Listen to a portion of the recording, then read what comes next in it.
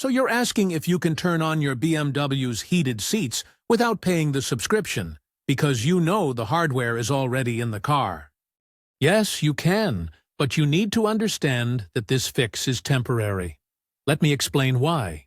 On newer G chassis vehicles, that's your G23 series, G22 4 series, and the i4, BMW installs the heating hardware on the assembly line to simplify manufacturing.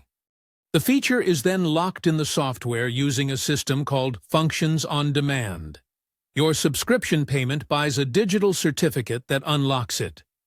We are simply going to use a coding tool to manually tell the car the feature is active, bypassing that certificate check. To do this, you'll need an ENET OBD cable and a coding app like BimmerCode with expert mode enabled. The ENET cable plugs into your car's diagnostic port under the dashboard and gives you a stable wired connection, which is safer for coding than Bluetooth.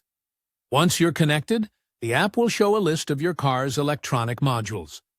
We only need to work in 2 of them. The first is the head unit, or HU. This is the computer that runs your main iDrive screen. We need to tell the screen to show the heated seat controls. Inside the HU module, find the parameter, named ACAT Auto Sitz Front, and change its value to Heizung. Once you save this, the heated seat buttons will appear on your screen, but they won't work yet.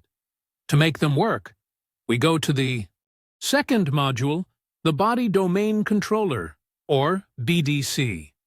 This is the master controller for the car's physical parts like lights, windows, and seats. It's what actually sends power to the heating elements.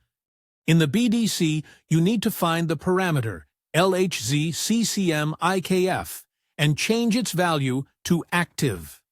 This is the main power switch for the function. Then, find IKF Enable and set its value to 226. IKF alle Sitze. This tells the BDC to power all the seats with heating elements. After you code the BDC, the buttons on your screen will work and the seats will get warm. Now, here is the catch. This is a custom code change. Anytime a dealer performs a major software update on your car, which they call an eye-level update, it will completely wipe your custom coding. The update restores the car to its original factory software, and your heated seats will be locked again. You will have to repeat this process after every major update.